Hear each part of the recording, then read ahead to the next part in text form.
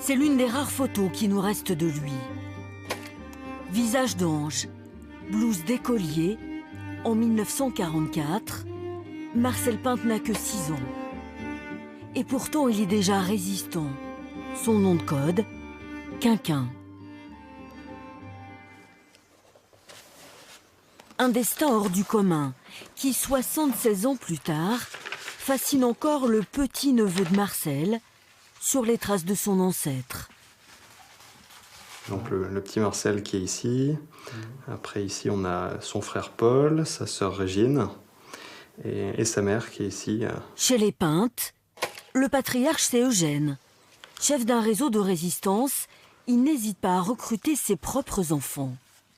Les premiers résistants qu'il a trouvés à entraîner avec lui, ça a été sa famille. Hein. Une famille de 5 enfants, et 5 enfants qui vont s'engager dans la résistance, du plus âgé au plus jeune.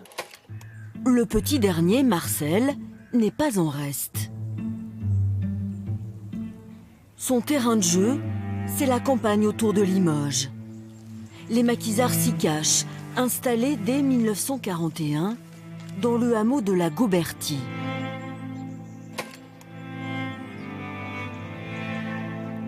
Ici, ça servait de grange, de dépôt. Chaque grange avait une fonction précise de stockage d'armement, d'effets, de vivres. Voilà, chaque bâtiment avait sa fonction. Parmi les combattants, Marcel, dès l'âge de 5 ans, se voit confier des missions délicates. Marcel, c'était un agent de liaison, c'est-à-dire qu'il effectuait des transmissions. Donc il acheminait des messages dans des fermes, des granges, des points relais, c'est-à-dire qu'il donnait le message dans un endroit et à cet endroit, quelqu'un d'autre ramenait le message encore plus loin. Surnommé Quinquin par les maquisards, il n'a pas son pareil pour passer inaperçu sur les chemins de traverse.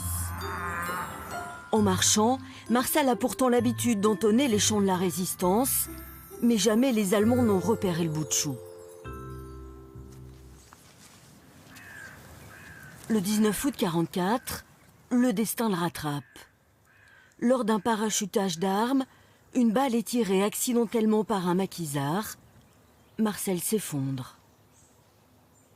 Ouais, j'imagine que ça a été beaucoup d'émotions. Et puis, il faut se remettre dans le contexte. Ils ont vécu toute la guerre. Le petit Marcel a fait toute la guerre. Et on est à quelques jours de la libération de Limoges. Donc, on est à des moments assez décisifs où finalement, ils vont vers la victoire. Et cet accident qui arrive à ce moment-là.